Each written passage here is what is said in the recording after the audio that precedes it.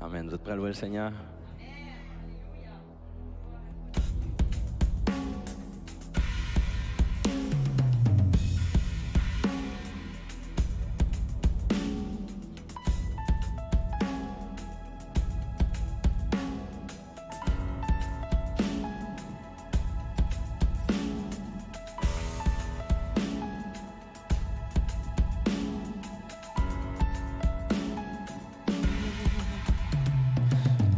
Dieu d'amour, me voici devant toi pour te demander un souffle de gloire. Mon Dieu d'amour, mon Dieu d'amour, j'espère en toi,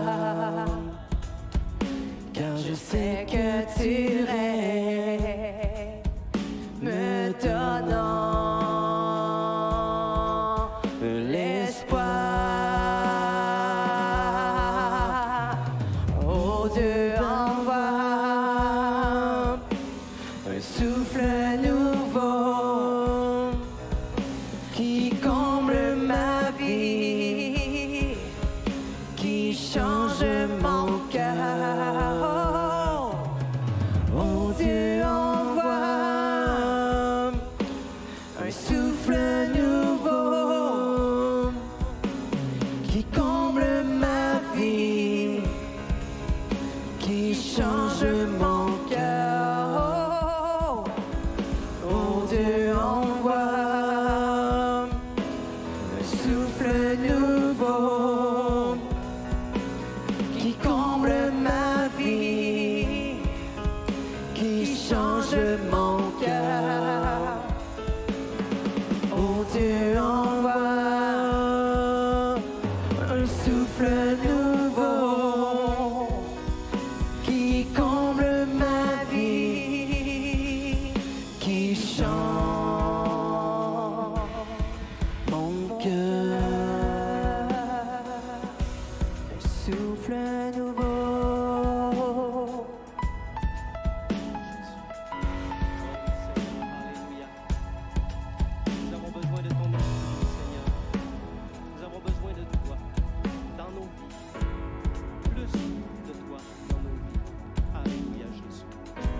Merci Seigneur.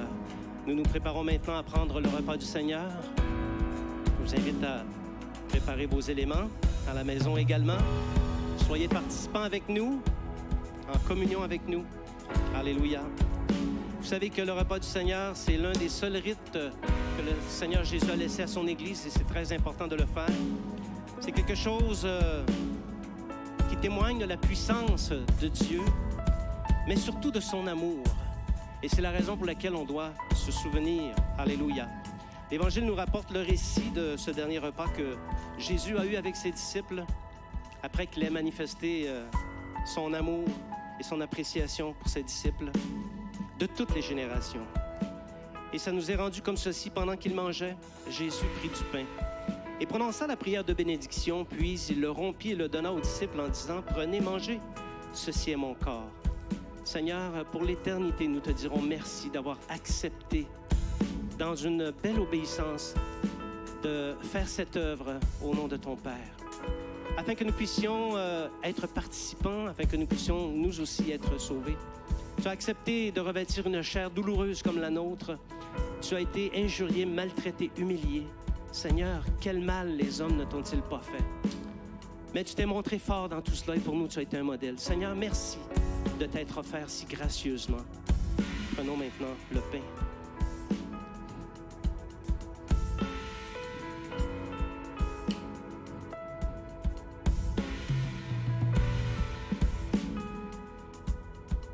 Alléluia, Jésus.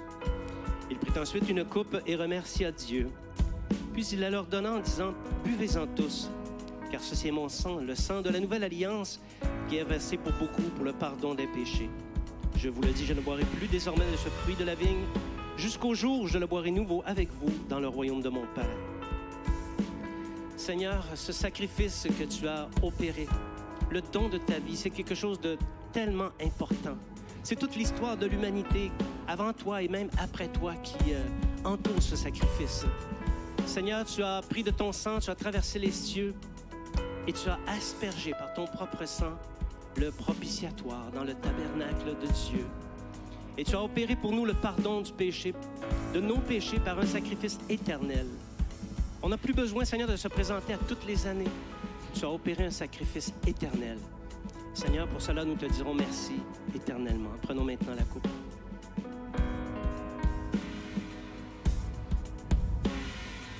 Amen. Oh Dieu, envoie.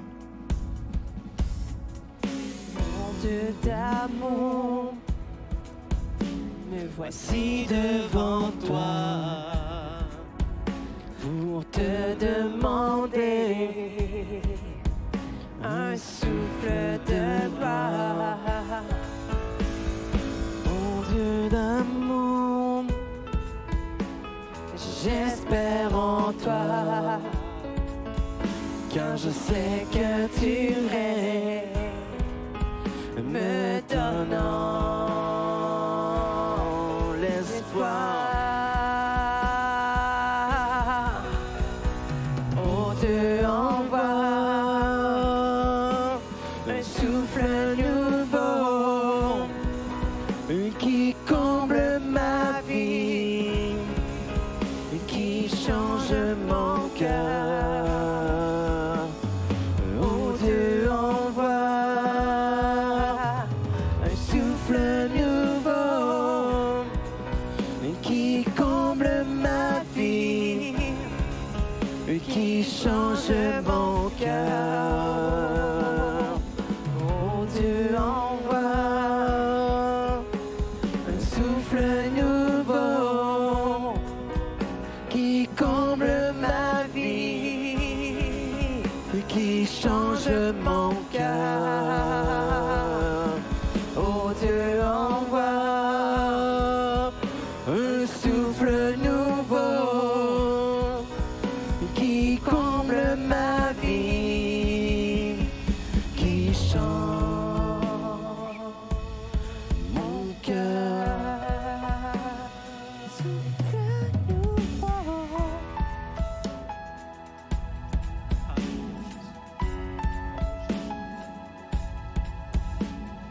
Mon Dieu d'amour, me voici devant toi pour te demander un souffle de gloire. Mon Dieu d'amour, mon Dieu d'amour, j'espère en toi, car je sais que tu règnes, me donnant l'espoir. Oh, Dieu envoie un souffle nouveau qui comble ma vie, oh, qui change mon cœur. Oh, Dieu envoie un souffle nouveau qui comble ma vie, qui change mon cœur. Oh, Dieu envoie un souffle nouveau qui comble ma vie, qui change mon cœur. Oh, Dieu envoie un souffle nouveau qui comble ma vie, qui change mon cœur.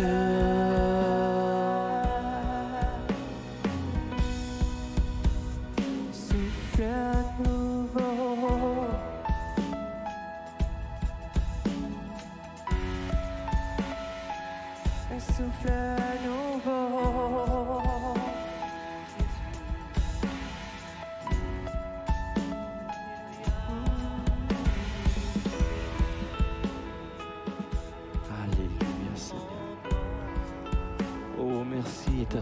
ta grâce qui se renouvelle, Seigneur.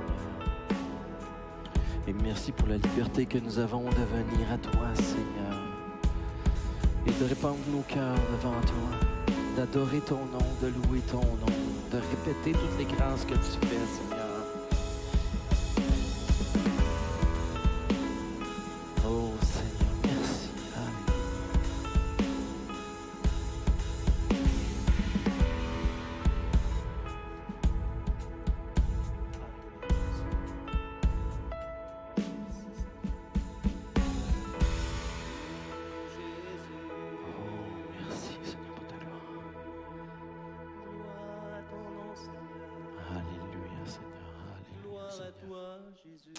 Gloire à ton nom éternel. Oh, merci pour chacune des choses que tu fais, Seigneur, et qui chaque jour se renouvelle, Seigneur. Et tu fais chaque matin nouveau selon ta fidélité, ta grâce, Seigneur. Et nous pouvons venir en toute liberté devant toi, Seigneur, en sachant que se trouve le pardon au pied de ton trône éternel. Et sachant que tu ne nous culpabiliseras pas, Seigneur, tu vas nous pardonner, éternel, si on vient avec un cœur repentant, éternel. Alléluia. Merci pour cette grâce qui est non méritée, Seigneur, et que tu nous fais encore et encore, éternel Dieu. Alléluia, Seigneur. Alléluia, Jésus. Alléluia, Alléluia, Seigneur. Alléluia, Jésus. Alléluia, Seigneur. Gloire à ton nom, Seigneur. Oh. Ton nom soit béni, Jésus.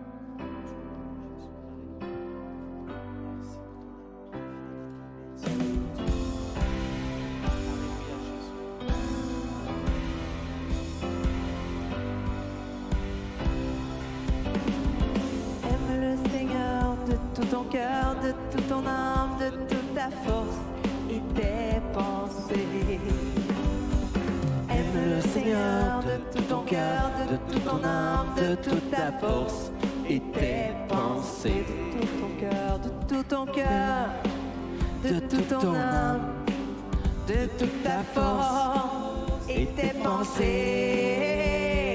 Aime le Seigneur de tout ton cœur, de toute ton âme, de toute ta force et tes pensées. J'aime le Seigneur de tout mon cœur, de mon âme, de toute ma force et mes pensées. J'aime le Seigneur de tout mon cœur, de toute mon âme, de toute ma force et mes pensées. J'aime le Seigneur de tout mon cœur, de toute mon âme, de toute ma force et mes pensées. De tout mon cœur, de tout mon cœur, de toute mon âme, de toute ma force et mes pensées. De tout mon cœur, de tout mon cœur, de toute mon âme, de toute ma force et mes pensées. J'aime le Seigneur de tout mon cœur, de toute mon âme, de toute ma force et mes pensées. J'aime le Seigneur de tout mon cœur, de toute mon âme, de toute ma force et mes pensées. J'aime le Seigneur de tout mon cœur, de toute mon âme, de toute ma force et mes pensées. De tout mon cœur, de tout mon cœur, de toute mon âme, de toute ma force et mes pensées. De tout mon cœur, de tout mon cœur, de toute mon âme, de toute ma force et mes pensées. J'aime le Seigneur, j'aime le Seigneur de tout mon cœur, de toute mon âme, de toute ma force et mes pensées. J'aime le Seigneur de tout mon cœur, de toute mon âme, de toute ma force et mes pensées. De tout mon cœur, de tout mon cœur, de toute mon âme, de toute ma force et mes pensées. De tout mon cœur, de tout mon cœur, de tout mon âme, de toute mon âme, de toute ma force, de toute ma force et mes pensées. De tout mon cœur, de tout mon cœur, de toute mon âme, de toute ma force et mes pensées. De tout mon cœur, de tout mon cœur, de toute mon âme, de toute ma force et mes pensées. J'aime le Seigneur de tout mon cœur, de toute mon âme, de toute ma force et mes pensées. J'aime le Seigneur de tout mon cœur, de tout mon âme, de toute ma force et mes pensées. De tout mon cœur, Oh, de toute mon de âme toute mon âme, et ma force de toute ma force et mes et pensées. mes pensées. De tout mon cœur, de toute mon âme, de toute ma force et mes pensées. J'aime le Seigneur de tout mon cœur, de toute mon âme, de toute ma force et mes pensées. J'aime le Seigneur de tout mon cœur, de toute mon âme, de toute ma force et mes pensées. De tout mon cœur, De tout mon cœur, de toute mon âme, de toute mon âme, de toute ma force et mes pensées. Oh, de tout mon cœur, de tout mon cœur, de toute ma de force, toute ma force de tout mon âme et mes pensées. De tout mon cœur, de tout mon cœur, de tout mon cœur, de tout mon âme, de toute mon âme, de toute ma force et mes pensées. De tout mon cœur, de tout mon cœur, de tout mon cœur, de toute mon âme, de toute mon âme, de toute ma force et et mes pensées. J'aime le Seigneur de tout mon cœur, de toute mon âme, de toute ma force et mes pensées. J'aime le Seigneur de tout mon cœur, de toute mon âme, de toute ma force et mes pensées. de tout mon cœur, ma force. Ah oui, Seigneur. Alléluia. Alléluia. Oh, de tout mon cœur, De toute mon âme, Merci, Seigneur. de toute ma force et mes pensées. de tout mon De cœur, tout mon cœur, de toute mon de âme, toute mon âme, de toute ma force et mes pensées.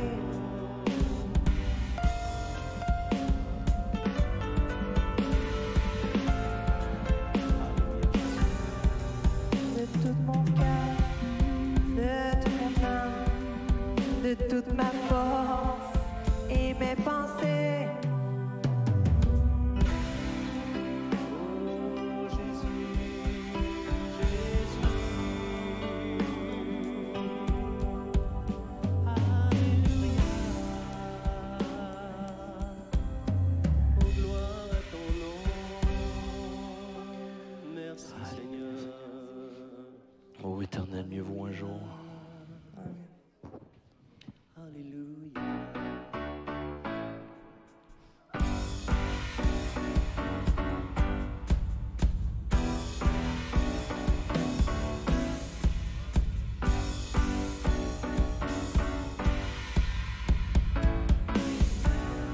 Mieux vaut un jour Dans tes parvis, fais taper des mains. mieux vaut une heure avec toi. Mieux vaut un jour dans tes parvis que mille ailleurs et sans toi.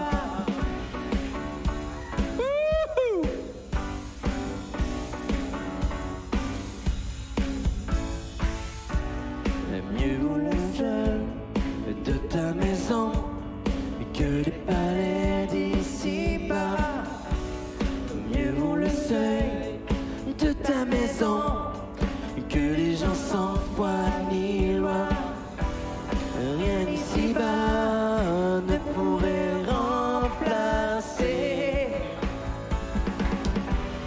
toi, mon soleil, mon bouclier.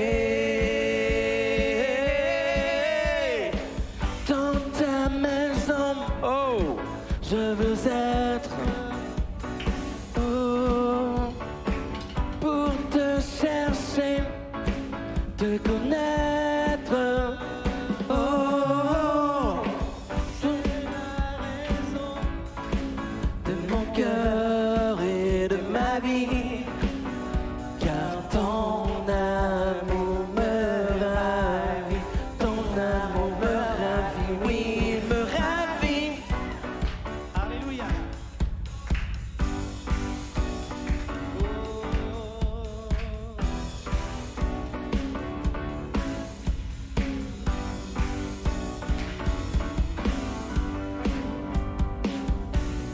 Mieux vaut un jour dans tes parvis, mieux vaut une heure avec toi, oh oui. Mieux vaut un jour dans tes parvis, que rien, rien ici-bas ne pourrait remplacer. Oh, toi mon soleil, mon bouclier. Dans ta maison, je veux être pour te chercher, te connaître. Oh, c'est la raison de mon cœur et de ma vie, car ton amour me ravit, il me ravit, il me ravit.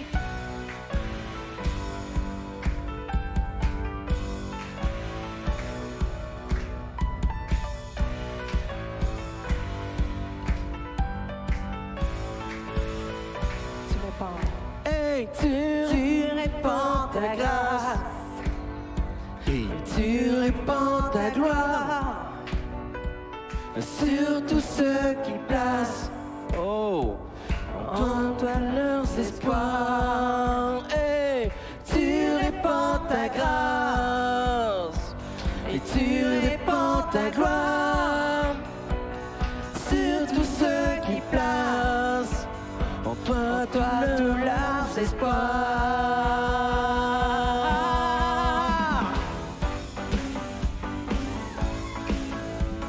Dans ta maison,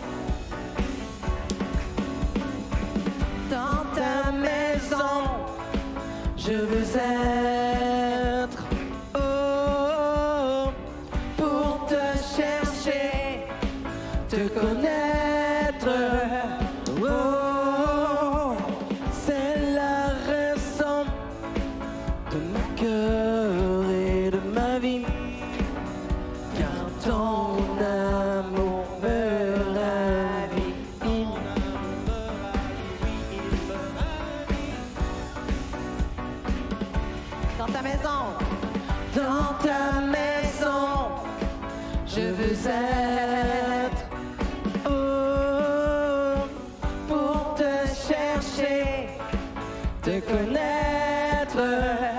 Oh, c'est la raison de mon cœur et de ma vie, car ton amour me ravit, ton amour me ravit, oui, il me ravit.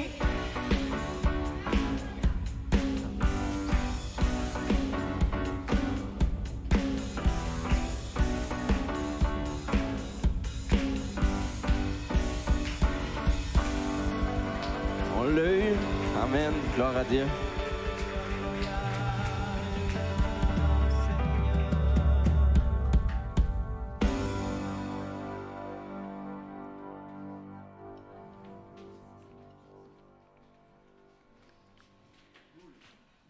Oh, alléluia. Merci pour cette belle louange. Action de grâce à l'Éternel. Alléluia. Effectivement, cette semaine, j'ai eu une action de grâce. On m'a demandé de la partager. Ça concerne Agathe, pendant qu'elle venait aux réunions de prière les mercredis soirs.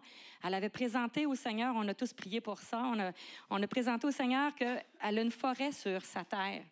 Et la tordeuse d'épinette environnait toute sa terre, qu'elle a demandé au Seigneur la protection. On a prié avec elle, on l'a soutenue. Et cette semaine, on s'est rencontrés, puis elle a dit, Mimi, le Seigneur est grand et bon. Presque aucun arbre a été touché, sachant que la tordeuse d'épinette fait vraiment des gros ravages. Donc, oui, le Seigneur entend nos prières. On a peut-être eu la réponse plus tard, mais elle a marché. La semaine passée, elle a marché toutes, je pense qu'ils ont 2 lots, toutes marché, puis il n'y avait presque aucun arbre d'atteint. Donc, elle voulait rendre gloire à Dieu parce que c'est de l'investissement quand même. Et le Seigneur, il met sa main. Alléluia. Je vais prier aussi pour les requêtes de prière que les gens... J'en ai pas reçu, mais je sais que les gens en ont. L'école a recommencé. Il y a toutes sortes de soucis à l'emploi, avec les conséquences de la COVID, les milieux de travail, les étudiants, les enfants, les écoles. Ah, c'est compliqué. Mais le Seigneur, lui, c'est pas compliqué. Donc, on va offrir nos fardeaux au Seigneur. Seigneur éternel, merci. Merci, Seigneur, de venir visiter premièrement tes enfants. Venir descendre en eux, procurer une paix que toi seul peux donner. Seigneur, viens descendre en eux pour qu'ils puissent avoir un esprit paisible et refuser tous ces fardeaux, refuser tous ces soucis qu'apporte en ce moment la société, dans les écoles, dans les maisons, dans l'emploi de travail. Seigneur, viens régner. Viens établir ta paix. Et je te confie tous ceux qui sont malades aussi, Seigneur. La semaine passée, on était témoins d'une guérison immédiatement et ça a touché le cœur de la personne. Tu travailles, Seigneur. Viens étendre ta main au nom de Jésus. Étends ta main sur ceux qui sont malades afin qu'ils puissent recouvrir la santé au nom de Jésus. Merci, Seigneur. Bénis les dîmes, les offrandes ce matin, afin que ton Église puisse progresser. Bénis ceux qui donnent, bénis ceux qui reçoivent, parce que ce n'est pas tout le monde qui peut donner. Et tu es là, Seigneur, et tu prends soin de ton Église. Tu veux l'amener dans le lieu très saint avec toi. Donc, Seigneur, continue à multiplier les dîmes et les offrandes au nom de Jésus. Amen. Puis on va aller aux annonces. Oh, pas d'anniversaire cette semaine. Est-ce qu'il y a un... Oui, oui. OK, je t'ai pressée. Je sais qu'il y a Louise, là, le 19. Audrey! Bonne fête, Audrey! Hein, plaisant. Oui, c'est gloire à Dieu, on va le voir, là. Louane André, parfait. Bonne fête, Louane. Puis Louise Dufour, le 19. Bonne fête à vous tous. Et à la maison, tous ceux qui nous écoutent en direct, en différé, joyeux anniversaire de la part de l'Église EVR. Donc, nous sommes contents de pouvoir souligner votre anniversaire. Merci, Seigneur. Amen. Fait que les annonces défilent à l'écran, c'est fait déjà. Hein? Parfait. Vous avez éteint vos cellulaires? Pour ne pas se laisser déranger, bien, peut-être juste suivre. Des fois, on cherche les versets, il n'y a pas de problème. Je vais passer la parole à Régent, qui a quelque chose que le Seigneur a déposé sur son cœur. Je l'ai vu cette semaine, il était tellement heureux. Amen. Quand même. Merci, belle dame. J'ai le droit de le dire, c'est mon épouse. Hein? Bonjour à tous ceux et celles qui sont arrivés un petit peu après la réunion, à qui je n'ai pas eu l'occasion d'adresser mes salutations. Comme on dit, considérez-vous comme étant... Et voilà, saluez. Le Seigneur Jésus, je suis convaincu, a fait des choses extraordinaires pour vous cette semaine, certainement parce qu'il est connu que Dieu est bon en tout temps. On ne va quand même pas lâcher nos adages. Hein? Cette semaine, on débute une série. Ça faisait longtemps que je n'avais pas de série, Ça me manquait un peu. Je me suis dit, il faudrait que je fasse une série. Et puis, le Seigneur, tout au long de mes lectures, m'a vraiment travaillé sur un sujet particulier. Et la série s'intitule, le message de ce matin, ainsi que la série, parce que c'est comme ça que ça va s'appeler, « Les aventures de l'Arche perdue ». L'Arche de l'Alliance. Je vous invite à prendre soin de regarder comme il faut l'Arche de l'Alliance. On va avoir d'autres images tout à l'heure. Mais c'est important parce que je vais entrer dans certaines descriptions. On essaie de rendre les descriptions conviviales, mais observez bien là, comment à quoi ça ressemble, sachant que c'est un coffre et un couvert. Avant toute chose, c'est un coffre et un couvert. Hein? Alors, lorsqu'on va entrer dans la description, ça va être plus facile. Donc, ici, la partie du couvercle, les chérubins, les barres, le coffre. Fait que quand je vais entrer dans la partie un peu plus technique, plutôt que vous endormir, vous ferez appel à votre souvenir de cette image. Amen.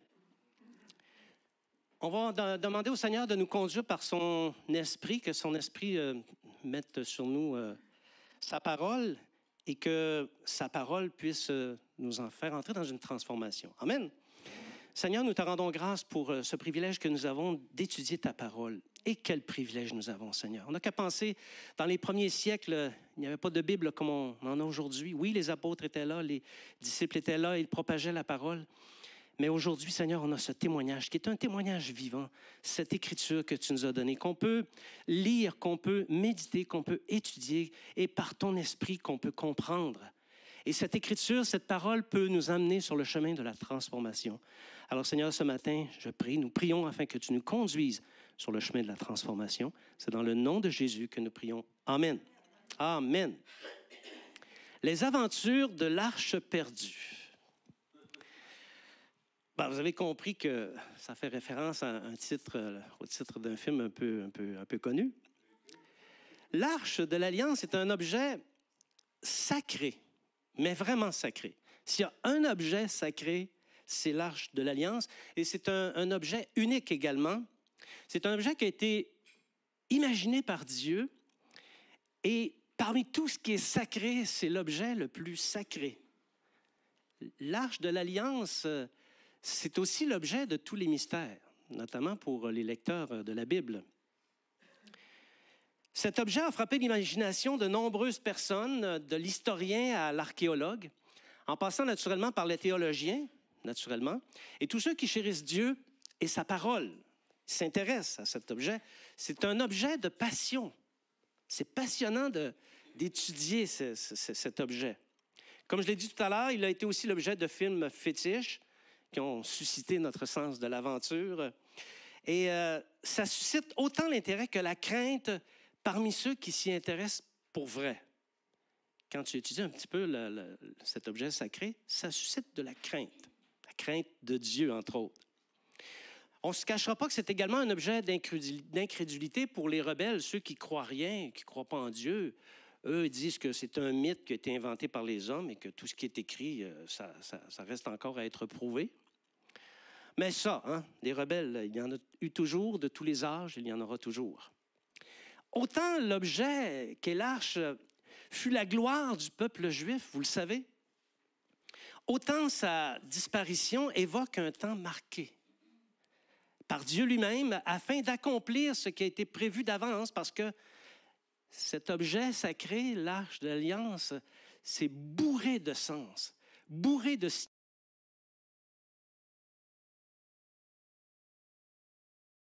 Page. Vous ne connaissez pas Nick Page, hein? Bon, c'est un auteur d'un atlas, okay? Le nouvel atlas de la Bible, c'est lui qui l'a fait.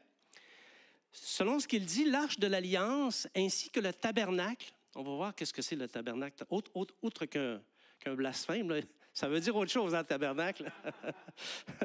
Donc, l'arche de l'Alliance ainsi que le tabernacle constituent les deux objets les plus importants et les plus symboliques que le monde a jamais connus. C'est fort.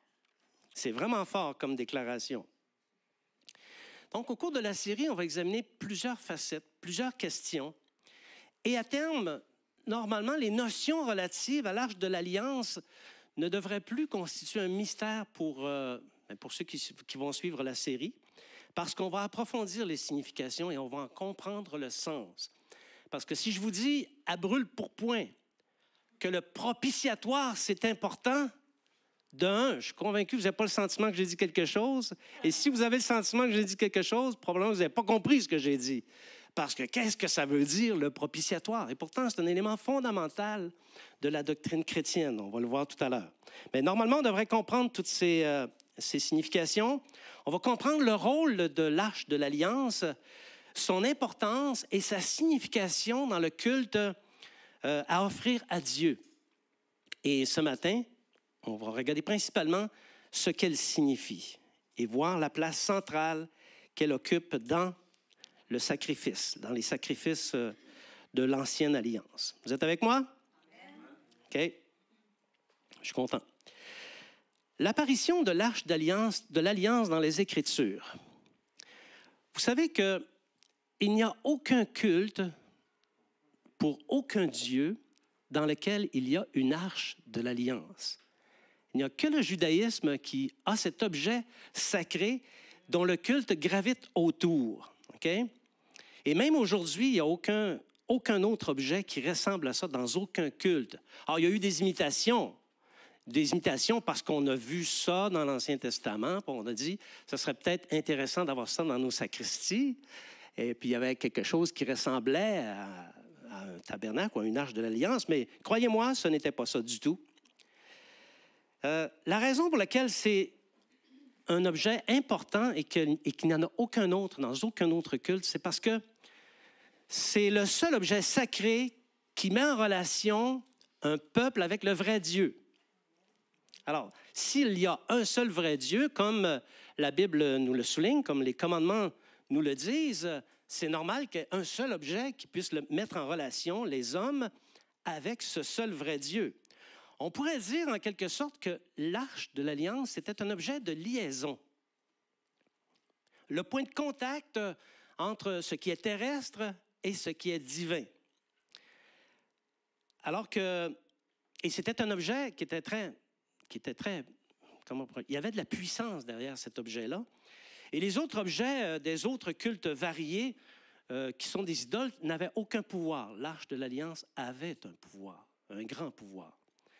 Alors, comme il n'y a aucun autre nom qui a été donné dans le ciel, il n'y a aucun autre Dieu, c'est normal qu'il y ait un seul type de culte comme celui-là qui comprend une arche de l'Alliance. Après que Dieu a fait sortir le peuple d'Israël en Égypte, comme on le sait, il a établi son alliance avec lui. Ça, tout le monde sait ça. Et l'objet central de l'alliance, qui comprend le culte des sacrifices, l'objet central, c'est l'arche de l'Alliance. Alors, on comprend que c'est un objet important. Avant d'aller plus profondément dans l'étude de l'arche de l'Alliance, on va regarder les différentes arches qu'on retrouve dans la Bible. Parce que, croyez-le ou non, il y a plusieurs arches dans la Bible. Et, non, je ne vous demanderai pas de les nommer quand même, là.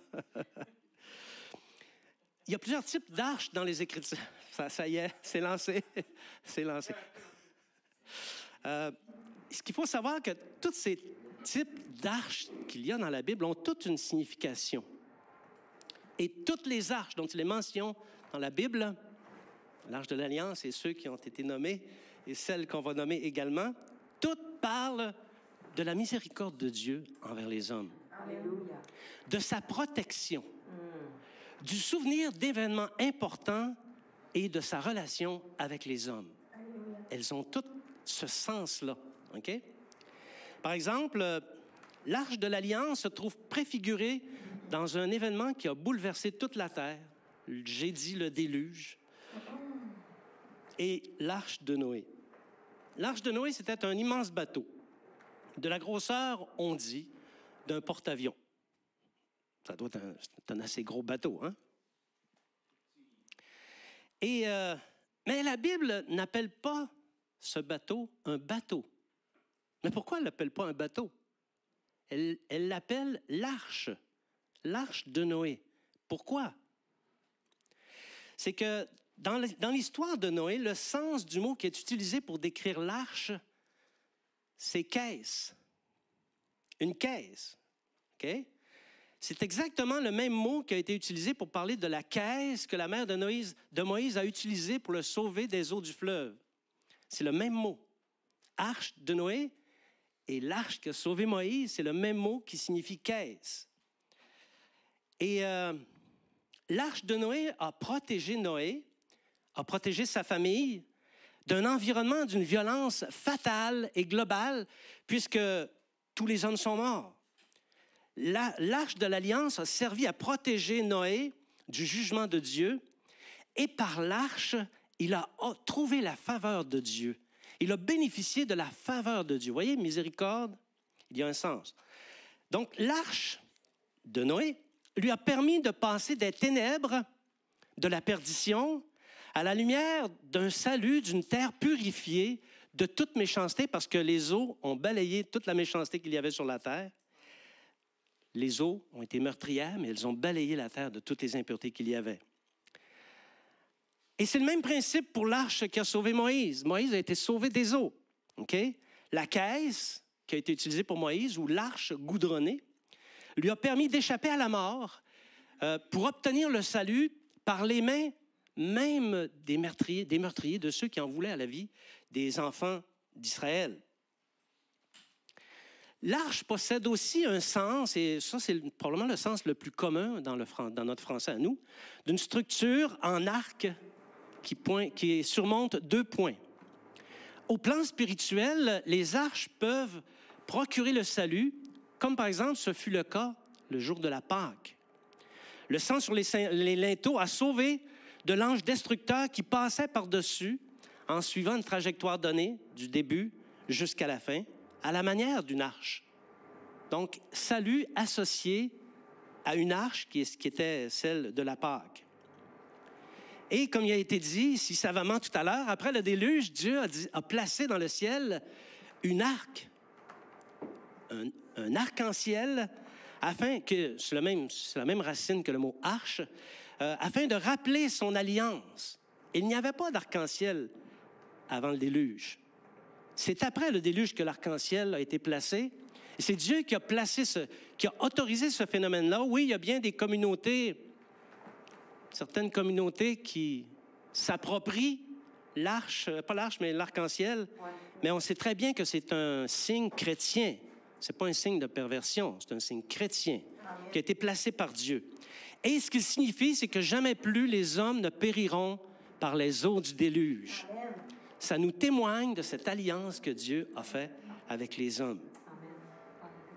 La croix de Jésus aussi revêt la symbolique de l'arche, puisque, tout comme les autres arches, ça fait passer le croyant de la puissance des ténèbres à son admirable lumière.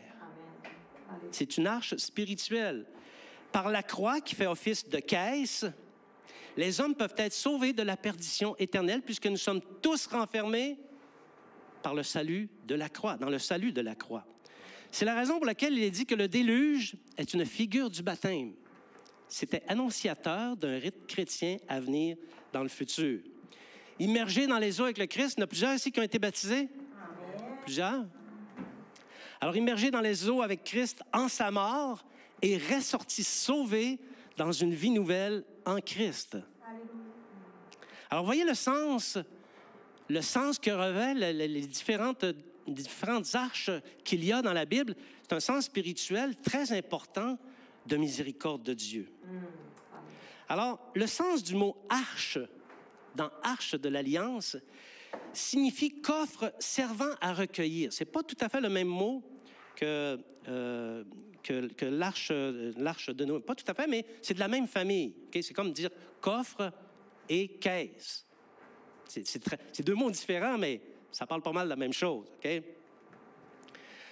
Tout comme l'arche de Noé, l'arche de l'Alliance doit intervenir entre Dieu et le peuple qu'il s'est choisi afin de lui attirer sa faveur dans toutes les circonstances. Ainsi, le passage de la mort à la vie par le moyen d'une arche qui représente la miséricorde de Dieu est une constante dans les arches qu'on retrouve dans la Bible. Amen. Amen. Par l'arche, là, on va entrer un petit peu dans du technique, mais je vais essayer de vous garder éveillé au travers de tout ça, OK? Par l'arche de l'Alliance, le peuple est sauvé de la mort que lui méritent ses offenses, parce que tous les hommes ont péché, tous les hommes méritent la mort. Il faut qu'il y ait une rançon pour qu'on puisse échapper à la mort, OK? Et c'est par l'expiation qu'on peut obtenir le pardon de nos péchés. Et cette expiation est opérée par les sacrifices sanglants d'un taureau qu'on offre en sacrifice, de brebis qu'on offre en sacrifice, etc. Donc, c'est ainsi qu'on peut obtenir une relation avec Dieu et maintenir la relation avec Dieu par le biais de l'expiation. Parce que Dieu est saint. Et le peuple aussi doit être saint. Oui. Tous les rites sacrificiels qu'on retrouve dans l'Ancien Testament ne servent qu'à ça. Obtenir et maintenir la sainteté du peuple. Parce que c'est par la sainteté, la consécration du peuple que Dieu peut se maintenir dans le peuple. Et si le peuple n'est ni consacré ni saint, Dieu ne peut pas demeurer parmi le peuple. Parce qu'il est saint. Alors, si les rites sacrificiels ne maintiennent pas la sainteté, Dieu ne peut pas être présent parmi le peuple. Et on va approfondir ces questions-là un peu plus tard. Donc, on va lire dans Exode, chapitre 25, versets 8 à 9. Ici, on se met en contexte. Dieu est en relation avec Moïse et Dieu montre à Moïse dans le ciel son projet. Le projet de bâtir des éléments relatifs au culte. Okay? Et là, il donne des instructions à Moïse. Il dit, voici, tu vas faire telle et telle chose. Et ici, ce sont les bribes. C'est des bribes, j'ai vraiment entrecoupé parce que c'était trop long. Les bribes d'instructions qui sont données par Dieu à l'intention du peuple. Donc, Exode, chapitre 25, versets 8 à 9. « Ils me feront un sanctuaire et j'habiterai au milieu d'eux. Vous ferez le tabernacle et tous ses ustensiles d'après le modèle que je vais te montrer. Ils feront une arche de bois d'acacia. Tu feras un propitiatoire d'or pur. Tu feras 2 chérubins d'or. Tu mettras le propitiatoire sur l'arche et tu mettras dans l'arche le témoignage que je te donnerai. Amen. Donc ici, ça nous parle là, des 2 éléments du culte qui sont primordiaux, qui sont ultra sacrés, l'arche et le tabernacle. Un autre mot qui pourrait dire tabernacle, c'est temple. OK, temple. C'est la même chose. Ou encore, quand on voit dans la Bible la tente d'assignation, la tente de la rencontre, c'est le tabernacle. Le temple, c'est aussi un tabernacle. OK? Donc, c'est des mots, des fois, là, qu'on utilise à tort et à travers, mais c'est plein de sens, c'est plein de signification. L'Arche de l'Alliance sera donc fabriquée et deviendra le lieu de rencontre entre Dieu et Moïse, dans un premier temps, et ensuite entre Dieu et les sacrificateurs, parce que Moïse ne durera pas éternellement, et aussi quelques hommes entreront en relation avec Dieu par le moyen de l'Arche de l'Alliance. C'est ce qu'on voit dans la Bible. Bon. Alors, Moïse a reçu les instructions. Maintenant, il doit fabriquer les objets du culte. Il doit fabriquer la tente et consacrer tout ça.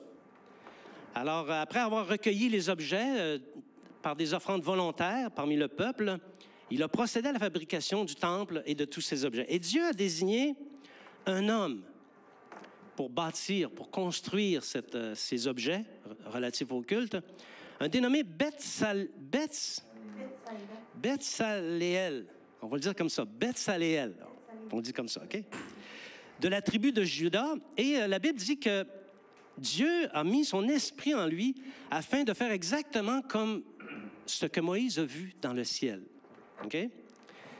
Et ici, ce nom, Betsaléel, des fois on lit ça, on passe vite, mais saviez-vous que le nom de Betsaléel signifie « à l'ombre » ou « sous la protection de Dieu ». C'est une définition qui a un lien assez étroit avec ce qu'on vient de voir sur l'arche et de sa fonction, la fonction de l'arche. Et on peut penser que c'est un hasard. Mais on peut penser aussi que Betsaléel a été créé pour bâtir l'arche et les objets du culte. Parce que je suis d'avis que Dieu ne laisse jamais rien au hasard. Est-ce que vous êtes d'accord avec moi? Amen. OK. J'ouvre une parenthèse. On sort un peu de l'arche. On reviendra tout à l'heure, OK? C'est important d'appliquer ce principe qu'on vient de discuter de la signification du nom au déroulement de ta vie. Et tu vas découvrir que, si tu appliques ça au déroulement de ta vie, tu vas découvrir que Dieu planifie tout dans tes affaires, dans ta vie. Tout est planifié dans ta vie. Ton nom a une signification qui correspond à ta personne. Il a une signification. Le choix de ton époux ou de ton épouse a une signification. Ta carrière, tes enfants, tes amis, ton Église, tout a une signification correspondante aux choses qu'il y a dans le ciel. J'ai été conçu, entre autres choses, pour plusieurs raisons, mais notamment pour révéler à l'Église l'identité et les mécanismes de l'apparition de l'Antéchrist. Vous le savez, j'ai écrit un livre ici qui s'appelle « L'impie démasqué » ou « L'identité biblique de l'Antéchrist ». J'ai été créé pour ça. Amen. Est-ce que c'est un hasard? Vous savez que c'est par la révélation de Dieu que j'ai pu écrire, découvrir et écrire ces choses et les dévoiler, ainsi que d'autres choses. Il n'y a pas seulement ça, il y a beaucoup de choses que je suis en mesure d'expliquer. Et il y a un mot en grec qui s'appelle « rhéma ». Okay? C'est un mot qui signifie « parole ». Parole, en grec, il y a 2 mots qui le traduisent, « logos » et « rhéma ». Les 2, ça veut dire « parole », mais chacun a un sens différent. « Logos », c'est une parole, mais textuelle. C'est le mot que tu vois dans le texte. Okay? Alors que le rhéma, c'est la communication de Dieu. Dieu va révéler cette parole que tu es en train de lire, et ça ne peut pas venir de toi, ça peut venir que de Dieu. Donc, rhéma, c'est une parole révélée, alors que le logos, c'est une parole de connaissance. Le plus grand des athées peut lire la Bible. Il va lire le logos, il ne lira pas le rhéma. Le chrétien, le disciple de Jésus-Christ, va lire la Bible et va obtenir le rhéma de Dieu. le Seigneur va communiquer la pensée, le sens de la parole, et c'est ça qu'on appelle le réma. Donc, seriez-vous surpris de réaliser que ce mot réma, parole révélée, est dans mon nom? Ah oui, je l'ai remarqué. La première syllabe de mon prénom, vous la connaissez, c'est Ré, et mon nom, c'est Ma, ce qui donne Réma. Est-ce que c'est un hasard? Non. Dieu ne laisse rien au hasard. J'aurais pu m'appeler Claude Tremblay. Ça n'aurait pas tout à fait fité avec ma face. Non, non. Ça n'aurait pas tout à fait fité avec la révélation, vous comprenez? Donc, il était important que Dieu donne un sens à la création que je suis et à l'œuvre qu'il est en train d'accomplir par... Et c'est pas parce que c'est moi. Vous êtes tous dans le même bateau. Vous avez tous un même sens aux yeux de Dieu. Vous avez été créés pour une raison. Et tout ce qui concerne votre vie est en relation avec ce que Dieu a planifié en haut, ce qui est écrit en haut. Amen? Oui. Donc, Dieu ne laisse rien au hasard. Faites confiance à Dieu. Quelles que soient vos circonstances, elles correspondent à ce qui est écrit de vous en haut. Amen. OK? À votre sujet. Et soyez sans crainte, quoi que ce soit que vous vivez, il y a un dénouement heureux pour vous si vous craignez Dieu. Et ça, c'est toute la Bible qui transpire cette vérité-là. Amen? Amen. Amen. Je ferme la parenthèse. On va revenir à l'arche, OK? L'arche était faite de 2 parties principales. Le coffre en tant que tel mesurait 45 pouces de long, 27 pouces de large, 27 pouces de haut, OK? L'arche était fait en bois d'acacia et entièrement recouvert d'or. C'était un objet vraiment précieux. Elle était munie de 4 anneaux d'or qui étaient conçus pour recevoir 2 barres, elles aussi faites en bois d'acacia et recouvertes d'or. Le tout était recouvert d'or. Okay? Les barres, on l'aura compris, servaient à la transporter. Et l'arche était complétée d'un couvercle qu'on appelle le propitiatoire. Un autre mot qui graffigne les oreilles. OK? C'est un mot curieux qui pourrait signifier aussi expiatoire. Dans le fond, le couvercle, on pourrait l'appeler couvercle, on pourrait l'appeler propitiatoire, on pourrait l'appeler expiatoire. OK? Le propitiatoire avait exactement les mêmes dimensions que l'arche, et autant sa longueur que sa largeur. Et aux opposés, sur la longueur, il était orné de 2 chérubins se faisant face et dont les ailes se touchaient à leur extrémité.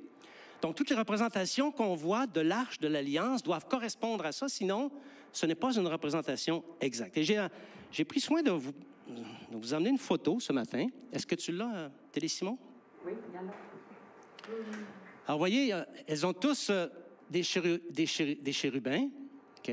2 chérubins, les barres d'or, le couvercle, ici, ça tremble un peu, hein, le couvercle, et le coffre. Bon, il y a plusieurs représentations parce qu'il n'y a jamais personne de vivant qui a déjà vu l'Arche de l'Alliance. Moi, je ne l'ai jamais vue, là. Même celle dans le fameux film, il n'y a rien qui dit que c'est une représentation exacte, OK, là? Donc, ce sont les principaux éléments. Les chérubins, le couvercle, les barres et le coffre. Et le coffre, on comprend qu'il a une signification également. L'Arche du témoignage. L'Arche de l'Alliance avait 2 utilités distinctes. On entre dans du solide, là, OK? Première utilité, conserver les 3 éléments du témoignage de Dieu. C'est pour ça qu'elle s'appelle l'Arche du témoignage aussi. Pas que l'Arche de l'Alliance, mais l'Arche du témoignage. Les 3 éléments et aussi, elle servait à maintenir la présence de Dieu par l'expiation des péchés. Alors, Dieu a voulu conserver dans l'arche, dans le coffre, dans la caisse, il a voulu conserver les 2 tables de la loi, les 2 tables de l'Alliance, qui sont les 10 commandements. Et ça, l'Alliance, c'est le fondement du culte à Dieu. Que tu sois dans l'Ancien Testament ou que tu sois dans le Nouveau Testament, c'est le fondement de son alliance. Les 10 commandements, c'est le témoignage de Dieu. Il s'y trouvait aussi le bâton d'Aaron, qu'on appelle la verge d'Aaron.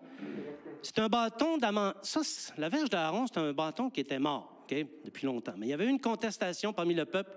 Les sacrificateurs se chicanaient entre eux autres. Ils disaient, bon, ben, c'est à moi qu'appartient le culte. Hein, les fils les Corée et sa bande, entre autres, là. Alors que le culte avait été donné à Aaron, mais le peuple contestait Dieu. Il disait, non, c'est pas Aaron. Et Dieu est intervenu, il l'a tranché en faisant fleurir le bâton mort d'Aaron. C'est un bâton d'amandier.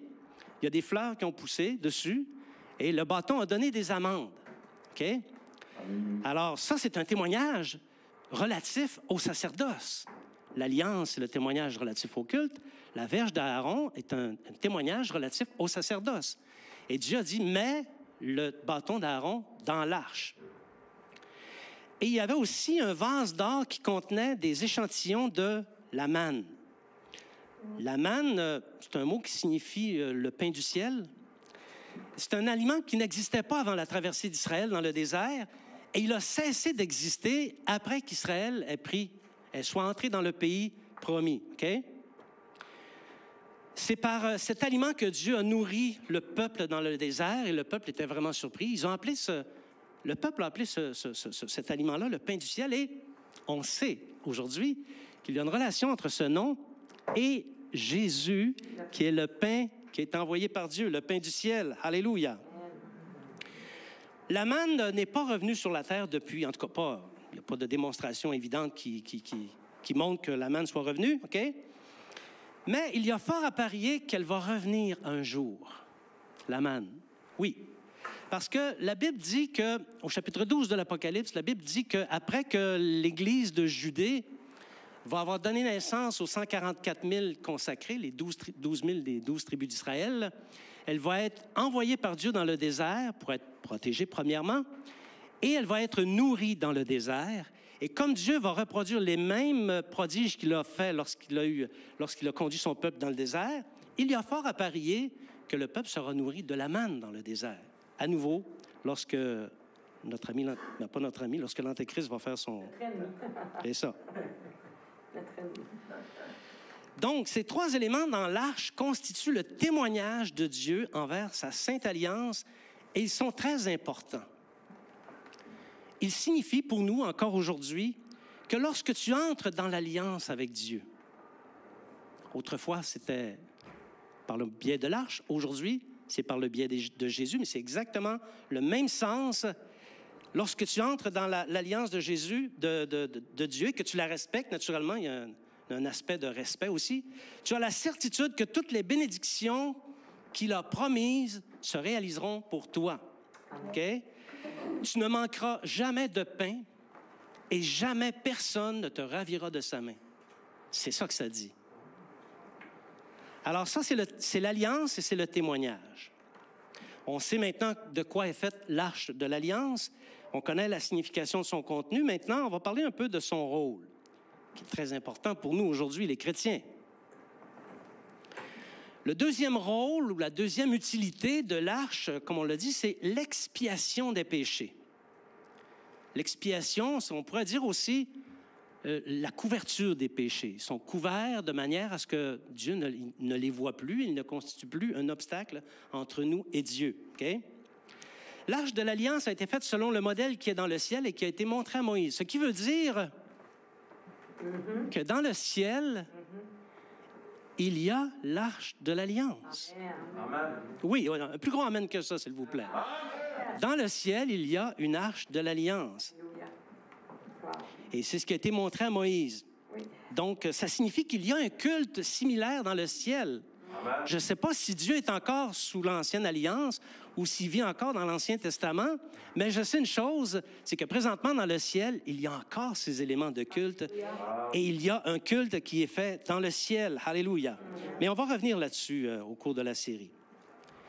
Outre la notion de témoignage, l'arche de l'Alliance faisait le lien entre le ciel et la terre, on en a parlé un peu, entre Dieu et son peuple, entre le naturel et le surnaturel. Et il n'y a aucune religion dans le monde qui a quelque chose comme ça. L'arche de l'Alliance, dans le tabernacle, c'est là que Dieu siégeait. Amen. Alléluia. Il siégeait, parce que c'est Dieu qui était aux commandes du peuple d'Israël.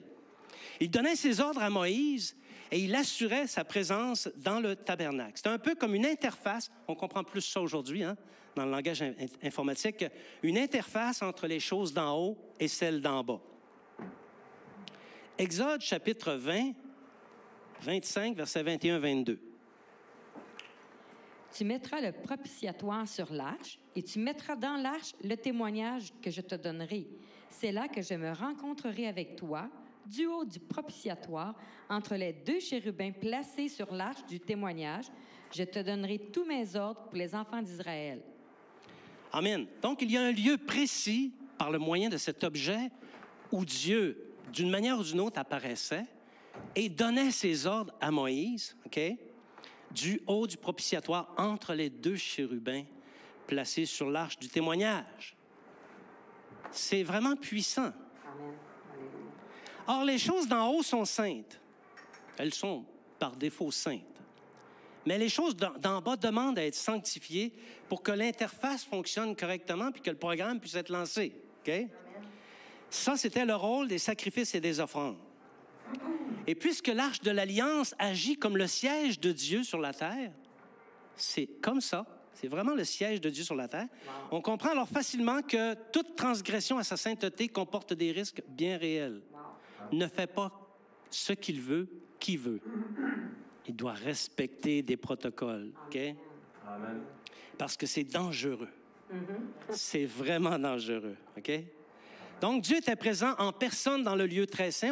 Tantôt, on va voir une image. On va tout visualiser ça, OK? Il était présent en personne dans le lieu très saint, en communion constante avec le peuple qui s'est choisi par le moyen de l'Arche de l'Alliance. Sans l'Arche de l'Alliance, il n'y a pas de culte. Et ça, c'est quelque chose, c'est un argument très important pour le futur temple à venir. Il ne peut pas y avoir de sacrifice s'il n'y a pas d'Arche de l'Alliance. L'Arche, on peut dire que l'Arche, c'est le cœur de Dieu. C'est le cœur de Dieu parce qu'il y a à l'intérieur le témoignage, les 2 tables de la loi, les 10 commandements qui sont si importants. Et le propitiatoire, c'était l'approbation de Dieu, qu'on pouvait obtenir l'approbation de Dieu par le moyen de l'expiation, le sacrifice d'un taureau, par exemple. OK? On a dit que l'Arche de l'Alliance, dans le tabernacle, était le siège de Dieu sur la terre. Et c'est Dieu lui-même qui a demandé à ce qu'elle soit surmontée par 2 chérubins dont les 2 ailes devaient se toucher. Donc, toute représentation de l'Arche, où on voit des chérubins dont les ailes ne se touchent pas, est une mauvaise représentation de l'Arche de l'Alliance. OK? Or, 2 chérubins au-dessus du propitiatoire. Vous savez que dans le ciel, le trône de Dieu repose sur 4 chérubins? Le fameux chariot de Dieu, on entend ça souvent dans le langage familier, le chariot de Dieu. OK? Et ce trône est toujours accompagné de la gloire de Dieu. Elle se déplace avec la gloire de Dieu. Donc, c'est normal, si le trône en haut repose sur des chérubins, il est normal que sur la terre, il repose aussi sur des chérubins. Or, ici, les chérubins, il n'y a rien qui dit que ça ressemble à ce qu'on a vu tout à l'heure, OK? Parce que les chérubins, ce ne sont pas des beaux petits anges avec un visage angélique, 2 petits ailes là, qui se promènent dans le ciel et qui déplacent une tête, pas de corps. Non, écoutez bien. Les chérubins bibliques possèdent tous 4 visages. Quand on rencontre un gars à 2 faces, on dit, lui, on n'est pas clair. On n'est pas clair. Mais quand on rencontre un à 4 faces...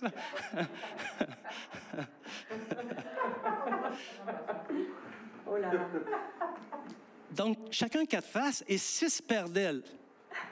2 dont ils se couvrent les pieds, 2 dont ils se couvrent les yeux et 2 dont ils se servent pour voler. Pas les banques, là, mais se déplacer dans les airs, OK?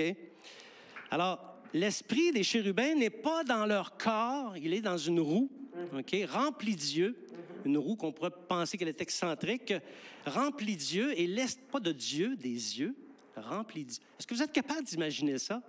Moi, sincèrement, je ne suis pas capable. Et c'est dans ces roues-là que se trouve l'esprit des chérubins. Oui. Rien à voir avec l'image traditionnelle, n'est-ce pas? Oui.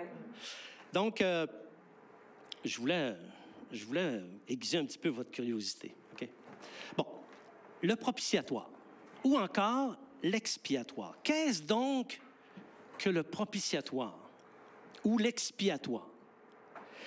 Lorsque Moïse, ou plutôt Beth-Saléel, eut terminé la fabrication de tous les ustensiles, que la tente du tabernacle était complétée, il a fallu monter tout ça, OK? Monter le chandelier à 7 branches, l'autel des sacrifices, l'autel des parfums, la table des pains de proposition. Et ça a donné une configuration, tout ça. On va regarder un petit peu la configuration. Et Simon, tu as toujours notre image.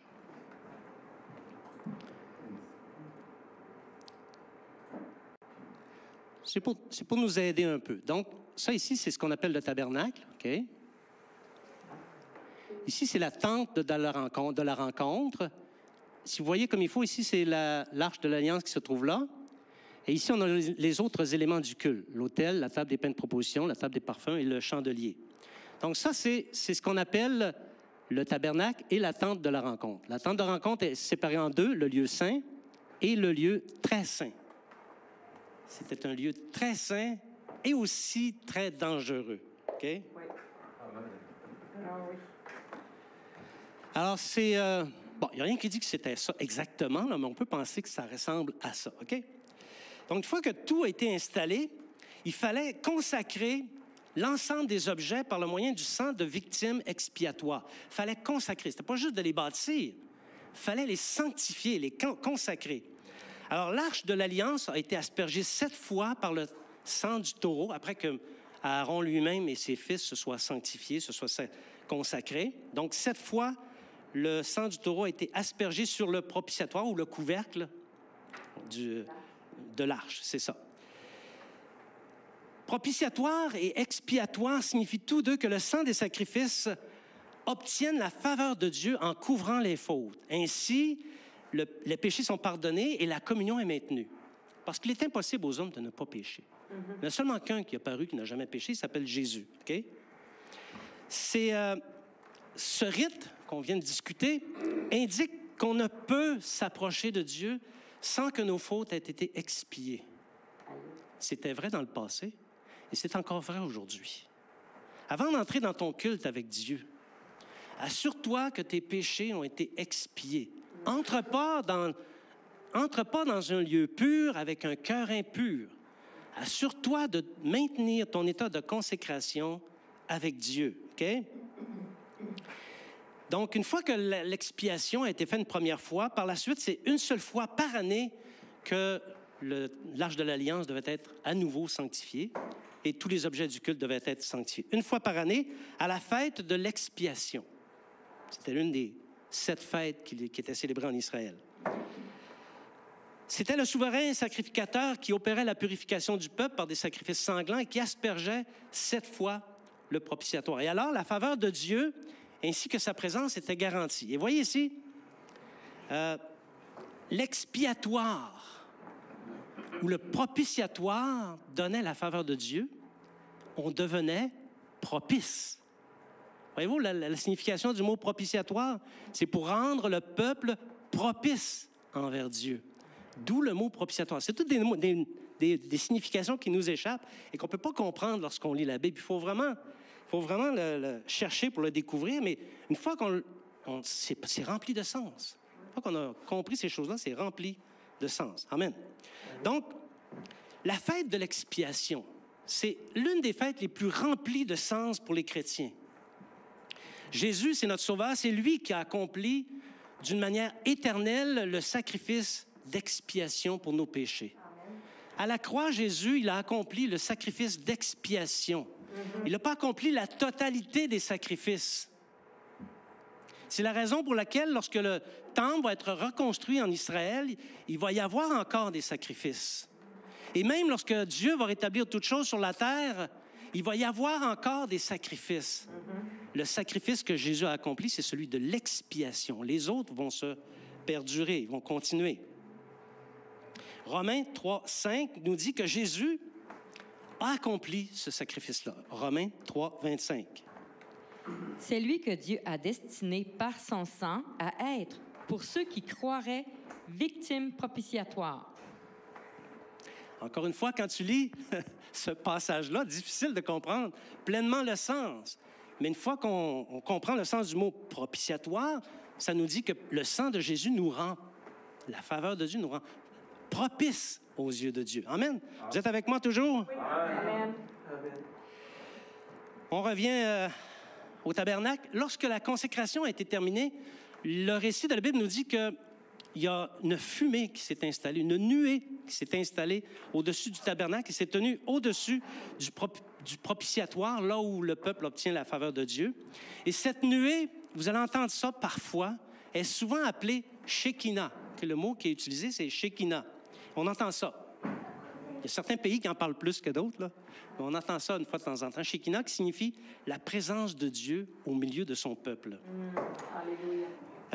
Donc, ça constitue la démonstration, la Shekinah ou la nuée, constitue la démonstration que Dieu est vraiment présent au milieu du peuple. Amen.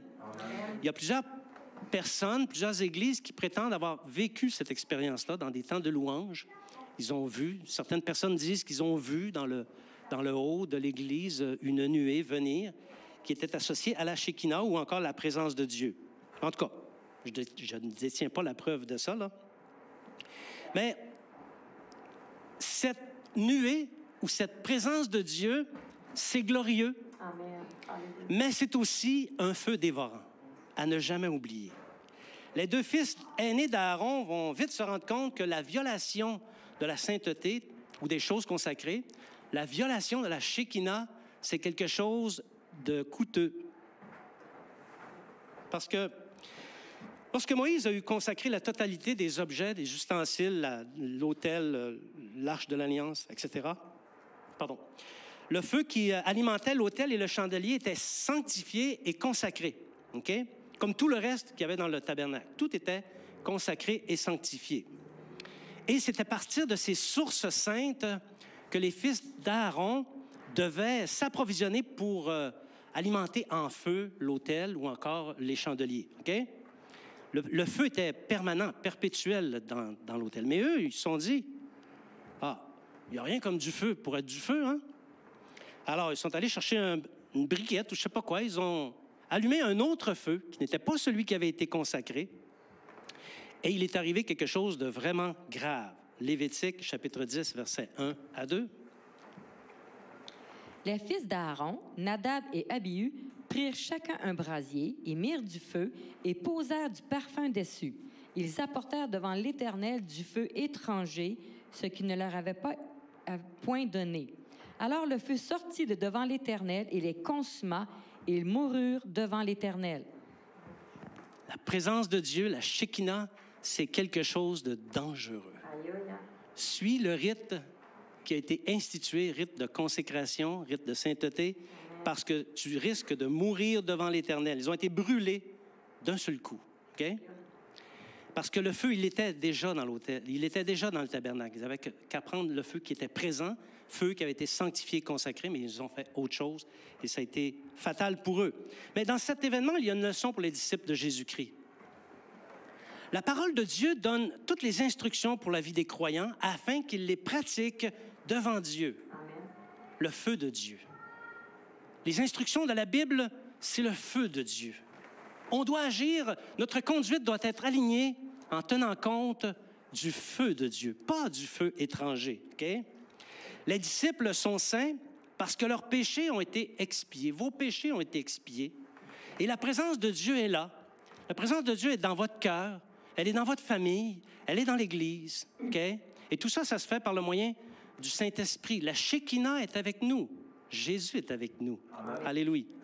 Ceci étant, aucun chrétien, et c'est très important ce que je dis, souvent les chrétiens pêchent par là, OK?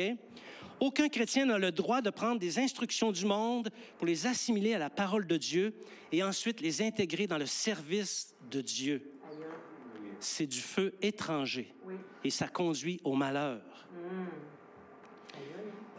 Alléluia. Donc, qui agit ainsi offense la présence de Dieu en nous, dans l'Église, parce que notre culte est un parfum d'une agréable odeur à Dieu, qui plaît à Dieu. Et si on offense la Shekinah qui est en nous, bien, ça fait risquer de tourner la main du Seigneur contre nous. Et quand la main du Seigneur se tourne contre toi, ça va pas bien, OK? Ça va pas bien pour toi. Pour le Seigneur, ça continue à bien aller. Mais pour toi, ça va pas bien, OK? Alors, sur cette dernière affirmation, ça compléterait la première partie. Est-ce que ça attise votre curiosité pour les autres éléments à venir? Oui? Je vais inviter les musiciens ici.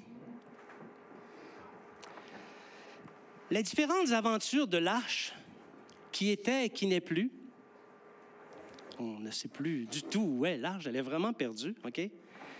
Sont chargées de sens pour les disciples de Jésus-Christ. Pour qui aime le Seigneur et veut marcher dans ses voies d'une manière intègre, c'est rempli de sens. Témoin de la présence et de la puissance de Dieu, agent d'expiation, elle leur enseigne à quel point le Dieu du ciel et de la terre insiste pour entrer en relation avec ceux qu'il a choisis. Amen.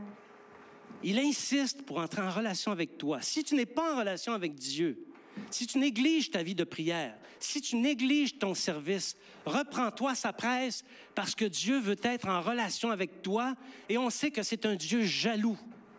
Il est jaloux. Il est jaloux de ce que tu donnes aux autres et que tu ne lui donnes pas à lui. Elle enseigne aussi le sens de l'Arche de l'Alliance, enseigne une vérité pas très populaire de nos jours, la nécessité d'obtenir l'expiation de nos péchés pour avoir l'approbation de Dieu et être propice dans sa présence. Elle nous enseigne une autre chose aussi, la nécessité absolue de demeurer dans une sainteté irréprochable, afin de ne pas mépriser l'état de consécration qui est le nôtre et de ne pas faire la main du Seigneur se tourner contre nous, parce qu'il a accompli le sacrifice d'expiation. Il est mort pour moi. Il est mort pour toi. Sur la croix, il y avait ton nom décrit. Ce n'est pas quelque chose de léger, c'est quelque chose de très saint et qui ne doit pas être méprisé. Ici, ce n'est pas, quand je dis de ne pas mépriser, quand je dis la nécessité absolue de demeurer irréprochable et dans la sainteté, je ne dis pas que nous ne pécherons plus. Ce n'est pas ça que je dis.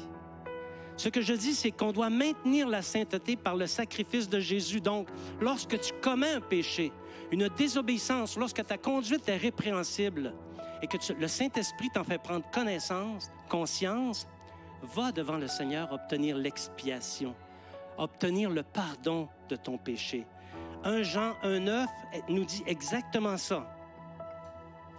Si nous confessons nos péchés, il est fidèle et juste pour nous les pardonner et pour nous purifier de toute iniquité. Il est fidèle et juste. Il est Shekinah. Il est l'arche de Dieu. Il a accompli l'expiation et il est avec nous. Alléluia. Il va nous pardonner. Alléluia. C'est ainsi que nous allons plaire à Dieu et que nous allons nous assurer les meilleures grâces, les meilleures faveurs. Puissions-nous constamment demeurer conscients de cette vérité. Amen. Je vous invite à vous lever. On va chanter un chant ensemble.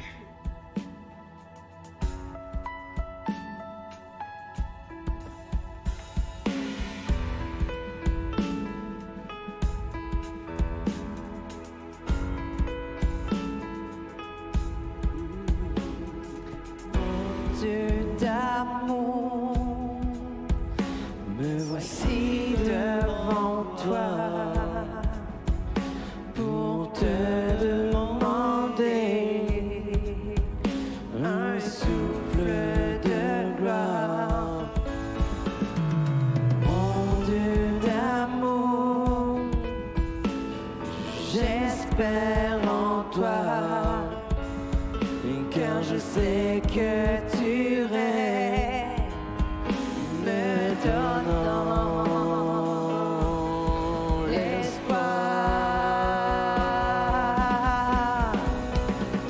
Oh Dieu, envoie souffle nouveau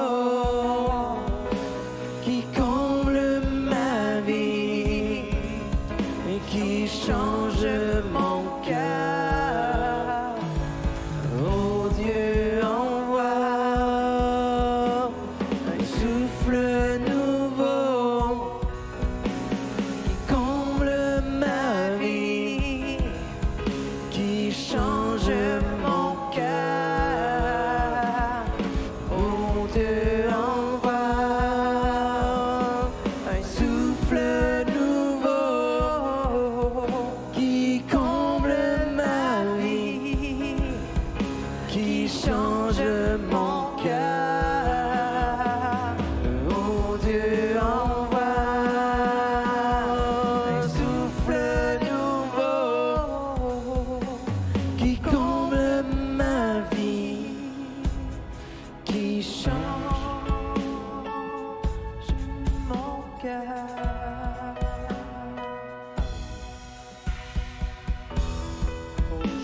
Alléluia. Seigneur, nous voulons te dire merci de nous révéler ces choses qui sont tellement importantes, tellement remplies de sens. Il n'y a que ton Saint-Esprit qui peut nous révéler ces choses. Et si tu nous les donnes, Seigneur, c'est pour que nous puissions nous les approprier, que nous puissions comprendre le sens du sacrifice que tu as accompli à la croix. Le sens du sacré de ce sacrifice. Le sens de la consécration et de la sainteté. Car tu t'es acquis ton peuple par ton sacrifice très saint. Tu t'es acquis l'Église par ton sacrifice très saint. Et tu veux être en relation avec elle. Comme tu étais en relation avec les Israélites dans les temps passés. Et par le sacrifice de Jésus, nous pouvons être pleinement en relation avec notre Dieu. Seigneur, nous te remercions. Il est vrai que parfois, nous prenons à la légère cette conscience de notre consécration, cette conscience de ta présence, de l'importance de demeurer dans un état de sainteté. On prend ça à la légère. Et Seigneur, on n'est pas pleinement conscient de tout ce que tu as accompli. Mais aujourd'hui, Seigneur, nous en prenons davantage conscience. Et nous voulons te plaire. Nous voulons être de plus en plus proches de toi. Nous voulons demeurer dans l'expiation, dans le pardon, demeurer dans la consécration, afin de te plaire et de ne jamais commettre quoi que ce soit dans notre conduite qui fasse tourner ta main contre nous. Seigneur, nous ne voulons pas ça.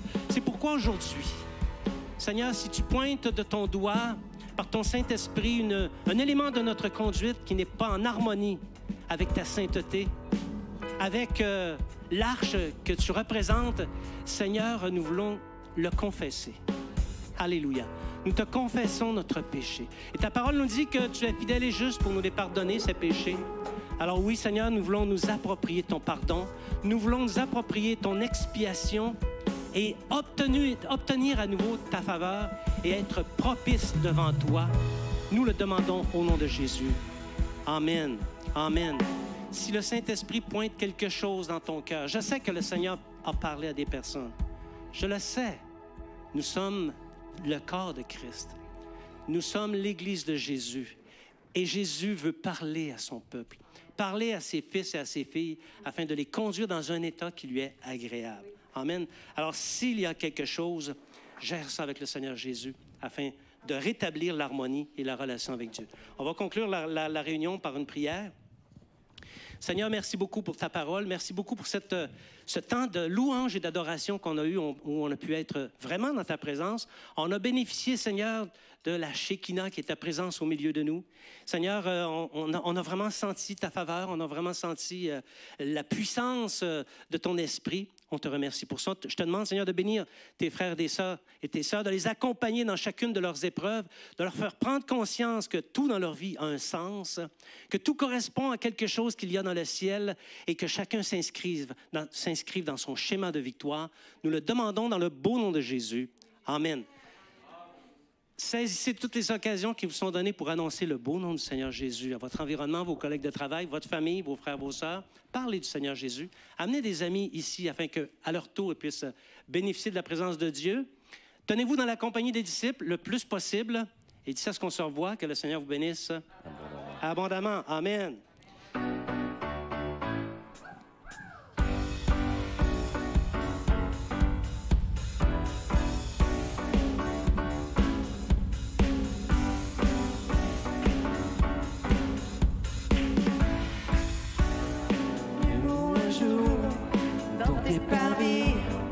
Mieux vaut une heure avec toi, mieux vaut un jour dans tes paris que 1000 ailleurs et sans toi.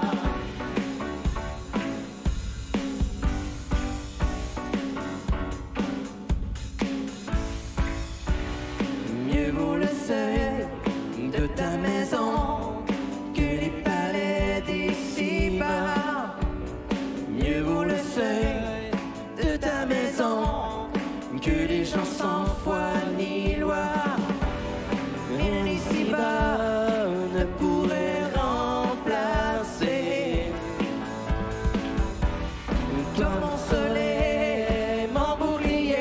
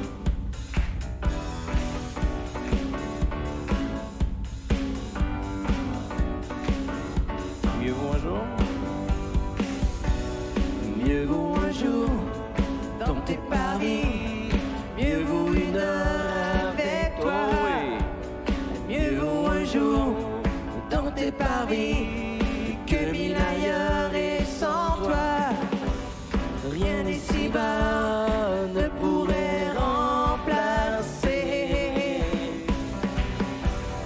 Toi mon soleil, mon bouclier, dans ta maison je veux être pour te chercher, te connaître.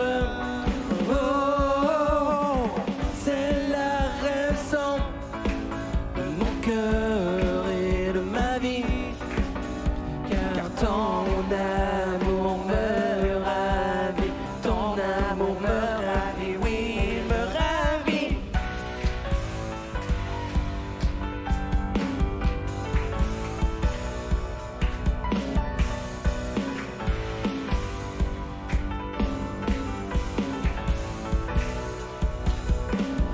Tu répands ta grâce et tu répands ta gloire sur tous ceux qui placent en toi tous leurs espoirs. Hey! Tu répands ta grâce et tu répands ta gloire sur tous ceux qui placent en toi tous leurs espoirs. Dans ta maison, je veux être pour te chercher, te connaître. Oh, c'est la raison de mon cœur et de ma vie, car ton amour me ravit. Dans ta maison, je veux être pour te chercher, te connaître. Oh, c'est la raison de mon cœur et de ma vie, car ton amour me ravit, ton amour me ravit, oui, il me ravit.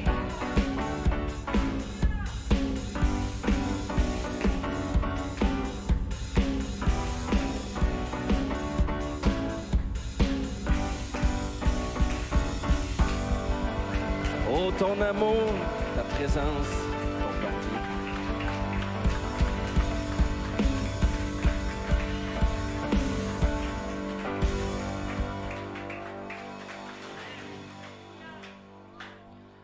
À toi, dans ton salon, bon dimanche, sois béni. À vous ici, sans exception, soyez bénis.